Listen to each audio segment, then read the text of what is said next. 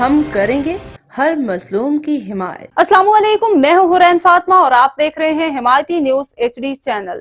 نظر ڈالتے ہیں آج کی اہم خبروں پر۔ حکومت پنجاب کی ہدایت پر دربار حضرت شاہ شمس تبریز رحمتہ اللہ علیہ کی اپ گریڈیشن تکیمل کے قریب ڈپٹی کمشنر وسیم حامد سندھو کا دربار شریف کی اپ گریڈیشن منصوبے کا دورہ، بریفنگ لی۔ ڈپٹی کمشنر نے لنگر خانے احاطہ دربار کی تعمیر و مرمت کے کام کا معائنہ کیا۔ ایکسین بلڈنگز محمد حیدر اور ڈپٹی ڈائریکٹر ڈیولپمنٹ محمد عرفان نے بریفنگ دی۔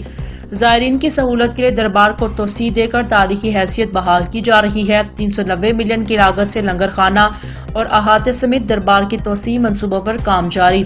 دربار کی سیکیورٹی اور پارکنگ کو اپ گریڈ کرنے کے لیے خصوصی اقدامات جاری۔ قلعہ کہنا درباروں پر بھی ترقیاتی منصوبوں کو عرس مبارک سے قبل ہر صورت مکمل کیا جائے۔ مزید خبروں اور اپڈیٹس کے لیے دیکھتے رہیں حمایتی نیوز HD چینل۔